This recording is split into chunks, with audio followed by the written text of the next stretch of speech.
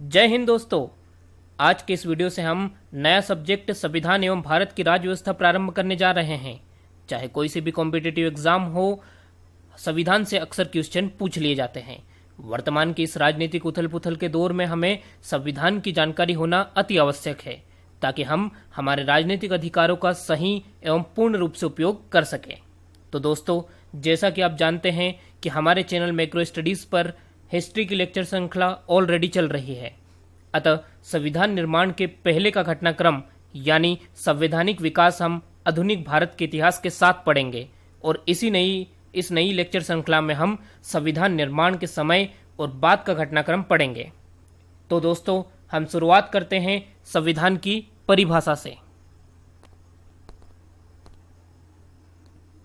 तो जैसा कि आप जानते हैं दोस्तों, आप किसी भी सब्जेक्ट को पढ़ें उसकी परिभाषा याद होना अति आवश्यक है। ओके, और आपको अगर आप एमपीपीएससी की तैयारी कर रहे हैं या यूपीएससी की, तो आपको मेंस में ये क्वेश्चन 3 मार्कर में आ सकता है कि संविधान की परिभाषा क्या है, और नहीं भी आता है तो आपको ये पता होना अति आवश्यक है। ओके, तो इसकी परिभाषा क्या आ जाएगी? तो किसी देश की वह सर्वोच्च मौलिक विधि जिससे उस देश का शासन प्रशासन संचालित होता है, संविधान कहलाती है। ओके, तो किसी भी देश की वह सर्वोच्च मौलिक विधि। अब यहां पर सर्वोच्च शब्द तो आ रहा है समझ में, मौलिक विधि क्या होती है? तो मौलिक शब्द का अर्थ होता है दोस्तों नया। ठीक है, किसी नई बात को कहना मौलिकता कहलाती है, या फिर पुरानी बात को नए तरीके से कहना भी मौलिकता है। ओके, और विधि का मतलब होता है दोस्तों कानून। ठीक है, विधि कानून ये एक ही होते हैं, लगभग एक ही, और बारीकी से इस पर हम आगे भी डिटेल में स्टडी करेंगे। अभी सिर्फ इतना समझ लीजिए आप। उस देश का शासन प्रशासन, अब यहाँ पे 2 शब्द आ गए हैं, शासन और प्रशासन।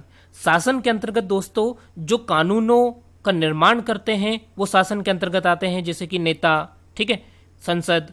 और प्रशासन के अंतर्गत जो उनको लागू करवाते हैं, जैसे कलेक्टर, एसडीएम, ये लोग उन कानूनों को लागू करवाते हैं, तो वो प्रशासन के अंतर्गत आते हैं। ओके, यह एक पुस्तक मात्र न होकर कानूनों, शक्तियों एवं उत्तरदायित्व का स्रोत है। तो भारत का संविधान, जैसे कि आप इमेज में देख पा रहे होंगे, ये भारत के जो रियल संविधान है उसकी इमेज है। तो ये एक पुस्तक है, लेकिन दोस्तों सिर्फ एक पुस्तक मात्र नहीं है, ये कानूनों, शक्तियों एवं उत्तरदायित्व का स्रोत है। ओके, यह कार्यपालिका, विधायिका और न्यायपालिका के मध्य शक्तियों एवं अधिकारों का स्पष्ट विभाजन करता है। तो यहां पर 3 शब्द फिर नए आ गए, कार्यपालिका, विधायिका और न्यायपालिका। तो कार्यपालिका से तात्पर्य आप सीधा सिंपल वे में अभी सिर्फ इतना समझ लीजिए कि मोदी जी यानी कार्यपालिका। ओके, तो कार्यपालिका मतलब मोदी जी, और विधायिका से तात्पर्य संसद को विधायिका भी कहा जाता है दोस्तों, और न्यायपालिका तो आप समझते ही हैं। तो इन तीनों के मध्य शक्तियों एवं अधिकारों का स्पष्ट विभाजन कौन करता है? तो संविधान करता है। ओके, तो दोस्तों आज के इस वीडियो में हम पढ़ेंगे भारतीय संविधान की प्रस्तावना। दोस्तों एमपीपीएससी मेंस में अक्सर ये क्वेश्चन लिखने को आ जाता है, या फिर कोई सी भी पीसीएस हो या फिर यूपीएससी हो, अक्सर ये क्वेश्चन लिखने को आ जाता है कि भारतीय संविधान की प्रस्तावना लिखिए। तो जैसा कि आप देख पा रहे हैं इमेज में, ये प्रस्तावना आपको एज इट इज याद होना चाहिए, सशब्द, कुछ भी गड़बड़ नहीं होना चाहिए। ठीक है, ये क्वेश्चन अक्सर बन जाते हैं एग्जाम में, तो आप विशेष तौर पर याद रखिएगा, आपको सशब्द ये पूरी प्रस्तावना याद होना चाहिए। तो सबसे पहले हम प्रस्तावना का थोड़ा परिचय देख लेते हैं। तो संविधान के उद्देश्यों को प्रकट करने हेतु प्रायः उनसे पहले एक उद्देशिका प्रस्तुत की जाती है। उद्देशिका और प्रस्तावना एक ही है। ओके, तो ये क्या है? उद्देश्य जो होते हैं उनको प्रकट करने हेतु एक प्रस्तुत की जाती है। भारतीय संविधान की उद्देशिका ऑस्ट्रेलियाई संविधान से प्रभावित है। यही क्वेश्चन बनेगा एग्जाम में दोस्तों। दुनिया में सबसे पहले अगर संविधान का निर्माण हुआ है तो वो अमेरिका में हुआ है, और अमेरिका ने ही अपने संविधान में प्रस्तावना जो है वो सम्मिलित की थी। यानी प्रस्तावना होना चाहिए, ये कॉन्सेप्ट हमने अमेरिका से लिया है, लेकिन हमारी जो प्रस्तावना है उसकी जो मतलब वो किससे प्रभावित है, तो वो ऑस्ट्रेलिया से है। ओके, फिर विश्व में ये सर्वश्रेष्ठ मानी जाती है, ये तो ठीक है। उद्देशिका संविधान का सार मानी जाती है, उसके लक्ष्य प्रकट करती है, और संविधान का दर्शन भी इसी के माध्यम से प्रकट होता है। ओके, भारतीय संविधान की प्रस्तावना को 42वें संविधान संशोधन अधिनियम 1976 द्वारा संशोधित किया गया तथा इसमें समाजवादी, पंथनिरपेक्ष, अखंडता जैसे शब्द सम्मिलित किए गए। ओके, तो समाजवादी हम आगे पढ़ेंगे दोस्तों, पंथनिरपेक्ष को भी आगे पढ़ेंगे। अखंडता से तात्पर्य यह है कि भारत का कोई सा भी राज्य क्षेत्र या कोई सा भी एक टुकड़ा भी हम किसी अन्य देश को नहीं सौंप सकते। ओके, ये अखंड भारत है, भारत के कभी टुकड़े या खंड नहीं हो सकते, अखंड रहेगा हमेशा भारत। ओके, आगे बढ़ते हैं हम। अब उद्देशिका के उद्देश्य क्या है दोस्तों, ये 3 मार्कर में अक्सर क्वेश्चन बन सकता है, तो आप विशेष तौर पर याद रखिएगा कि उद्देशिका जो है उसके उद्देश्य है क्या आखिरकार। तो यह बताती है कि संविधान जनता के लिए है और जनता ही अंतिम संप्रभु है। ठीक है, ये तो आप लोग जानते ही हैं दोस्तों कि जब तक जनता के समर्थन में रहेगी सरकार, तभी तक सरकार टिकेगी, और जैसे ही जनता ने उसको एक्सेप्ट करना बंद कर दिया तो वो सरकार तुरंत गिर जाती है। ओके, उद्देश्य का लोगों के लक्ष्यों आकांक्षाओं को प्रकट करती है। ओके, इसका प्रयोग किसी अनुच्छेद में विद्यमान अस्पष्टता को दूर करने में हो सकता है। भाई किन्हीं अनुच्छेदों में टकराव, अब अनुच्छेद क्या होते हैं तो देखो दोस्तों, अनुच्छेद हम आगे समझेंगे कि अनुच्छेद होते क्या हैं। ठीक है, इससे पावर मिलता है, वैसे मेनली ये शक्ति का स्रोत होते हैं, पर वो आगे हम अच्छे से समझेंगे उसको। यह जाना जा सकता है कि संविधान किस तारीख को बना है, तो भारतीय संविधान की लागू होने की तिथि भी हमें उद्देशिका से पता चलती है। ओके, नेक्स्ट स्लाइड पे।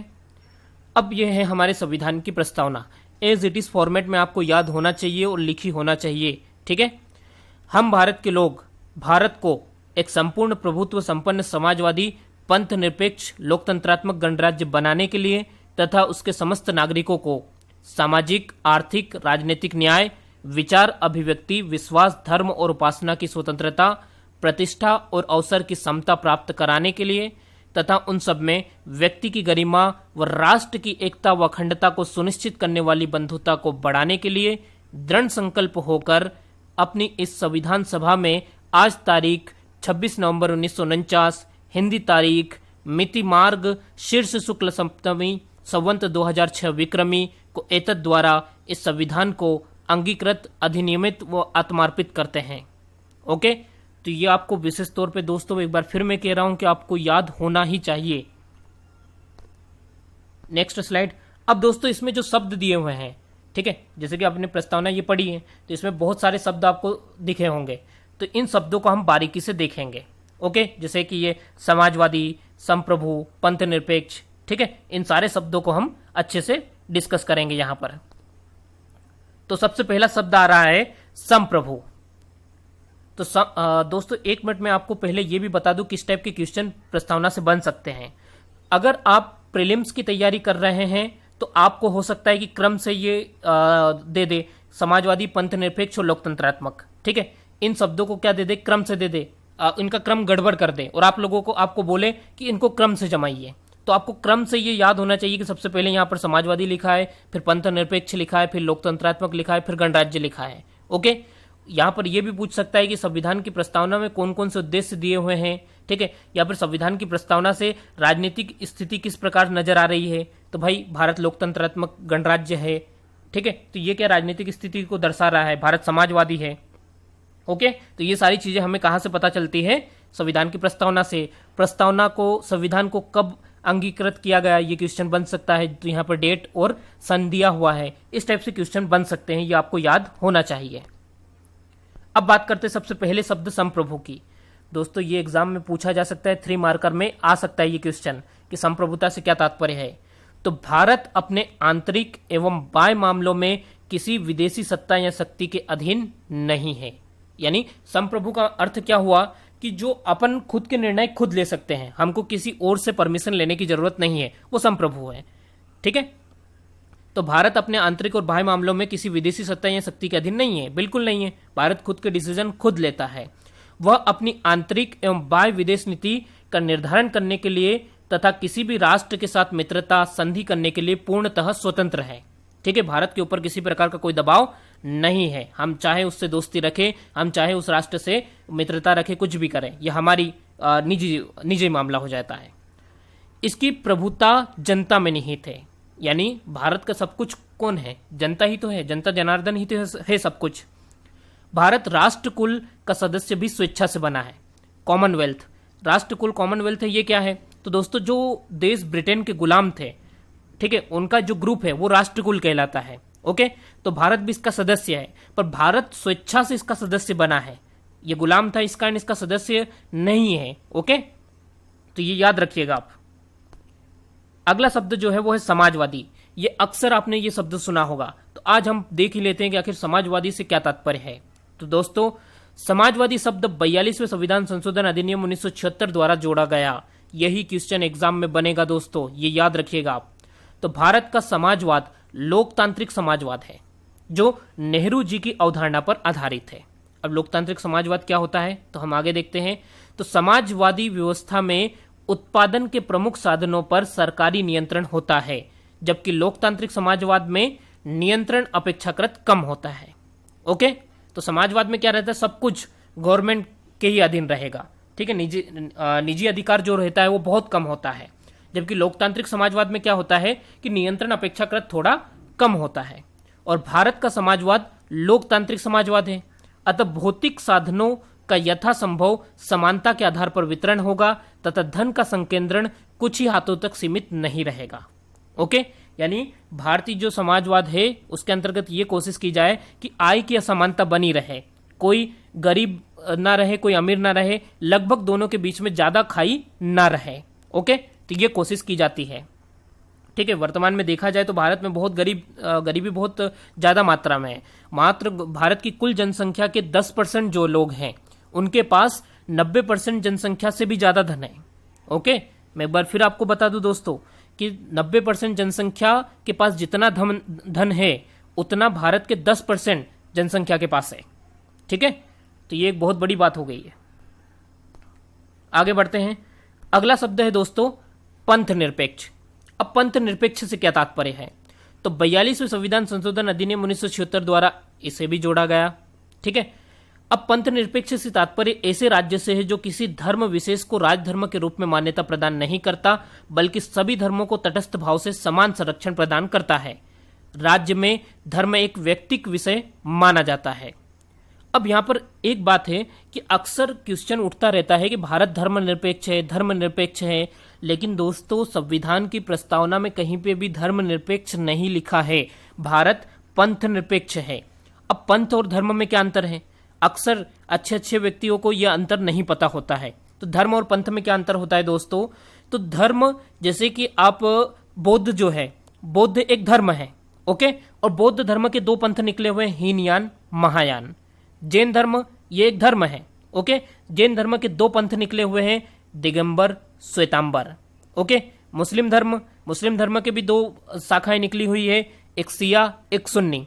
तो ये क्या है कि धर्म के अंदर भी जो छोटी छोटी विचारधाराओं में उसका विभाजन हो जाता है वही क्या कहलाता है, पंथ। ठीक है, आ गए दोस्तों समझ में, तो ये होता है पंथ। और भारत ने बहुत ही ज्यादा मात्रा में स्वतंत्रता दी है, यानी पंथ निरपेक्ष कहा है, और ज्यादा डीप में जाकर, तो आप विशेष तौर पर समझिएगा। ठीक है, नेक्स्ट लोकतंत्र। यह शब्द भी आपने बार बार सुना होगा, तो आज हम देखते हैं लोकतंत्र से क्या तात्पर्य है।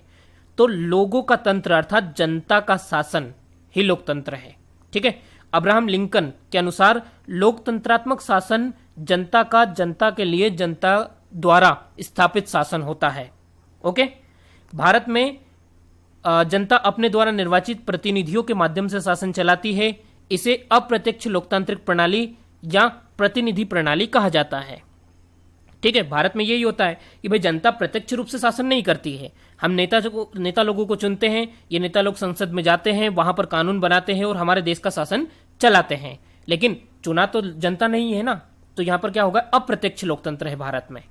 ओके, स्विट्जरलैंड में प्रत्यक्ष लोकतंत्र है, यानी वहां की जनता डायरेक्ट डिसीजन लेती है, पर भारत की जनसंख्या बहुत ज्यादा है, तो हर व्यक्ति से निर्णय मांगेंगे तो बहुत ज्यादा टाइम लग जाएगा। इस कारण भारत में अप्रत्यक्ष लोकतांत्रिक प्रणाली को अपनाया गया है। अगला शब्द है गणतंत्र। भारत एक गणराज्य है। इससे तात्पर्य है कि भारत का राष्ट्राध्यक्ष निर्वाचित होगा, न कि वंशानुगत। ओके, भारत का राष्ट्राध्यक्ष राष्ट्रपति होता है जो हर 5 वर्ष के पर निर्वाचित होता है, किंतु ब्रिटेन का राष्ट्राध्यक्ष राष्ट्रपति नहीं होता, बल्कि वहां का राजा या रानी होती है जो वंशानुगत शासन करते हैं, क्योंकि ब्रिटेन में राजतंत्रात्मक शासन प्रणाली है। ओके दोस्तों, तो ब्रिटेन में क्या, भारत में वर्तमान में आप लोगों को पता होगा कि श्री रामनाथ कोविंद जी जो हैं ये भारत के राष्ट्रपति हैं वर्तमान में, और भारत ये हर राष्ट्रपति हर 5 वर्ष में निर्वाचित होता है। लेकिन ब्रिटेन में ऐसा नहीं होता है, क्योंकि वहां पर राजतंत्रात्मक शासन प्रणाली वहां पर है। ठीक है, तो गणतंत्र आ गया होगा दोस्तों आपको समझ में। ये 3 मार्कर में आ सकते हैं, आपको एज इट इज लिखना है अगर पूरे नंबर पाना है 3 में से 3। ओके, नेक्स्ट अगली अगर हम बात देखें तो भारतीय संविधान की प्रस्तावना में 3 प्रकार के न्याय दिए हुए हैं, सामाजिक, आर्थिक व राजनीतिक न्याय। प्रस्तावनाओं में न्याय के 3 भिन्न रूपों में शामिल है, सामाजिक, आर्थिक, राजनीतिक। इनकी सुरक्षा मौलिक अधिकार व नीति निर्देशक सिद्धांतों के विभिन्न उपबंधों के जरिए की जाती है। तो सामाजिक न्याय का क्या अर्थ है? तो सामाजिक न्याय का अर्थ है व्यक्ति के साथ जाति, रंग, धर्म, लिंग के आधार पर बिना भेदभाव के समान व्यवहार किया जाता है। ओके, अब पर भारतीय समाज जो था वो रूढ़िवादी था, वहां पर जाति के आधार पर भेदभाव किया जाता था। ठीक है, लिंग के आधार पर भी भेदभाव किया जाता है महिला और पुरुष में। ठीक है, धार्मिक आधार पर भी भेदभाव, मतलब रूढ़िवादी जो समाज था हमारा उसमें कहीं ना कहीं भेदभाव पाया जाता था। ओके, जैसे कि छुआछूत, जातिगत भेदभाव में अगर हम देखें तो छुआछूत जो होता था कि भाई निम्न जाति के व्यक्तियों के साथ छुआछूत की भावना। ठीक है, तो ये क्या होता है कि इसी आधार पर आरक्षण लाया गया, यानी भारतीय संविधान में अगर आरक्षण का प्रावधान किया गया है तो सामाजिक न्याय के सिद्धांत पर किया गया है दोस्तों। ठीक है, ताकि सामाजिक समानता स्थापित हो सके। अब कई व्यक्तियों का कहना है कि भाई आर्थिक आधार पर कर दिया किया जाना चाहिए, लेकिन भारतीय समाज रूढ़िवादी है, इस कारण इसको आर्थिक आधार पर नहीं किया जा सकता। जिस दिन सामाजिक समानता स्थापित हो गई उस दिन आरक्षण की कोई जरूरत नहीं होगी। ओके, अब आर्थिक न्याय की बात करें तो आर्थिक कारणों के आधार पर किसी व्यक्ति से भेदभाव नहीं किया जाएगा। इसमें संपदा, आय, संपत्ति की असमानता को दूर करना भी शामिल है। यानी आर्थिक आधार पर कोई गरीब है तो उसके साथ भेदभाव नहीं किया जाएगा, उसको ऐसा नहीं है कि उसको न्याय नहीं मिलेगा। नहीं दोस्तों, न्याय से तात्पर्य आप मत समझिएगा कि सिर्फ कानूनी न्याय से, यहां पर कानूनी न्याय से तात्पर्य नहीं है। ओके, राजनीतिक न्याय, हर व्यक्ति को समान राजनीतिक अधिकार प्राप्त होंगे, चाहे वह राजनीतिक दफ्तरों में प्रवेश करने की बात हो अथवा अपनी बात सरकार तक पहुंचाने की। ठीक है, यानी राजनीतिक अधिकार, आप चुनाव अगर लड़ना हो तो ऐसा जरूरी नहीं है कि भाई कोई आदिवासी है तो वो चुनाव नहीं लड़ सकता, कोई ब्राह्मण है तो वही चुनाव लड़ेगा, ऐसा कोई फिक्स या कोई जरूरी नहीं है। हाँ, वो बात अलग हो जाती है कि कुछ सीटों पर आरक्षण रहता है तो वो आरक्षण सामाजिक न्याय के सिद्धांत पर आधारित है। ओके, ये आप याद रखिएगा। तो भाई वोट डालने का अधिकार, ऐसा नहीं है कि भाई हरिजन वोट नहीं डाल सकते, हर कोई वोट डाल सकता है। ठीक है, तो ये राजनीतिक न्याय के अंतर्गत है, यानी किसी भी प्रकार से सामाजिक, आर्थिक, राजनीतिक स्तर पर किसी भी प्रकार से भेदभाव नहीं किया जाएगा, यही न्याय है। ओके, नेक्स्ट, अब उद्देशिका की प्रकृति क्या है? तो दोस्तों ये प्रकृति एग्जाम में आपको 6 मार्कर में लिखने को आ सकती है, ये याद रखिएगा आप। तो उद्देशिका की प्रकृति क्या है तो ये आप अच्छे से समझिए, एज इट इज आपको लिख के आना है। तो ये संविधान का महत्वपूर्ण अंग नहीं है, ये याद रखिएगा। अंग है लेकिन महत्वपूर्ण अंग नहीं है। क्यों नहीं है? क्योंकि राज्य के तीनों अंगों को कोई शक्ति नहीं देती। भाई प्रस्तावना से किसी प्रकार की कोई शक्ति राज्य के अंगों को नहीं प्राप्त होती है, शक्तियां संविधान के अन्य अनुच्छेदों से प्राप्त करती है। तो ये खुद अपनी शक्तियां तो अनुच्छेदों से प्राप्त कर रही है। ओके, तो यहां पर क्या हो जाता है कि ये कोई महत्वपूर्ण अंग नहीं है, इस प्रकार यह उनकी शक्ति पर कोई रोक भी नहीं लगाती है। ठीक है, ये पॉइंट आपको आलोचना में भी देना है, आलोचना भी कर सकते हैं आप प्रस्तावना की। इसी के अंतर्गत संविधान के किसी भाग पर यह कोई विशेष बल नहीं देती है। संविधान के अनुच्छेद तथा इसमें संघर्ष होने पर अनुच्छेद को वरीयता मिलेगी। यानी किसी अनुच्छेद को, अनुच्छेद क्या होते हैं ये आगे हम अच्छे से समझेंगे। भाई कोई अनुच्छेद और संविधान की प्रस्तावना में टकराव होगा तो अनुच्छेद को वरीयता दी जाएगी। ओके, न्यायालय में इसके आधार पर कोई वाद नहीं लाया जा सकता, नहीं वे इसे लागू कर सकते हैं। ओके, भाई प्रस्तावना में कोई बात कही है और उसके आधार पर आप कोर्ट नहीं पहुंच सकते कि भाई ये मेरा अधिकार है, कोर्ट में आप इस आधार पर नहीं पहुंच सकते। इस कारण इसे कई बार मात्र शोभात्मक आभूषण भी कहा गया है। सर्वोच्च न्यायालय भी सीमित भूमिका को मानता है और इसका प्रयोग संविधान में विद्यमान अस्पष्टता को दूर करने हेतु किया जा सकता है। संविधान में कुछ भी अगर लग रहा हो कि कुछ गड़बड़ी हुई है ये कुछ संसद ने कुछ गलत संशोधन कर दिया है, तो उसका निर्धारण सर्वोच्च न्यायालय इसी के आधार पर करेगा। ठीक है, आगे बढ़ते हैं। तो दोस्तों एक क्वेश्चन अक्सर एग्जाम्स में पूछा जाता है कि क्या उद्देशिका संविधान का अंग है? एज इट इज क्वेश्चन आएगा दोस्तों। तो बेरुबारी वाद में 1960 में उच्चतम न्यायालय ने यह धारित किया था कि प्रस्तावना संविधान का अंग नहीं है। ठीक है, 1960 में यह बात कही थी। और संविधान निर्माताओं के विचारों को जानने की कुंजी है, यानी उन संविधान निर्माताओं के क्या विचार थे ये हमें इससे पता चलते हैं, लेकिन ये संविधान का अंग नहीं है। फिर केशवानंद भारतीवाद बनाम केरल राज्य 1973 के प्रकरण में उच्चतम न्यायालय ने अपने पूर्व निर्णयों को उलटते हुए यह मत दिया कि उद्देशिका संविधान का अभिन्न अंग है। ठीक है, यानी पहले क्या था, अंग नहीं कहा है सॉरी, पहले कहा था कि संविधान का अंग नहीं है, फिर बाद में कहा कि नहीं संविधान का अभिन्न अंग है ये। दूसरा पॉइंट क्या कहा, उद्देशिका में संशोधन किया जा सकता है, पहले कहा था नहीं किया जा सकता है। फिर तीसरा पॉइंट, संविधान के निर्वचन में उद्देशिका का बहुत बड़ा महत्व है, यानी संविधान में निर्वचन से तात्पर्य ये समझिएगा कि भाई कुछ संविधान में संशोधन कर दिया संसद द्वारा तो वो सही है गलत है, इन सब चीजों में उद्देशिका से डिसाइड किया जाएगा। और उद्देशिका वाद योग्य नहीं है, यानी उद्देशिका के आधार पर आप न्यायालय में किसी प्रकार की कोई चुनौती नहीं दे सकते। ओके, तो ये याद रखिएगा। और दोस्तों जैसा कि यहां पर लिखा हुआ है कि भाई उद्देशिका में संशोधन किया जा सकता है लेकिन उसकी मूल प्रकृति को नहीं परिवर्तित किया जा सकता है, ये याद रखिएगा। मूल प्रकृति अगर उसकी परिवर्तित हो गई तो उद्देशिका का कोई महत्व ही नहीं रह जाएगा। तो 6 मार्कर में आएगा ये क्वेश्चन, एज इट इज आपको लिखना है। ठीक है, तो दोस्तों आज का वीडियो यहीं पे समाप्त होता है, तो हम कल मिलेंगे अगले लेक्चर के साथ में। तो अगर वीडियो अच्छा लगा हो तो लाइक शेयर सब्सक्राइब जरूर कीजिएगा और शेयर जरूर कीजिएगा दोस्तों, ताकि दूसरे स्टूडेंट्स तक भी ये चीज़ें पहुंच सके। धन्यवाद।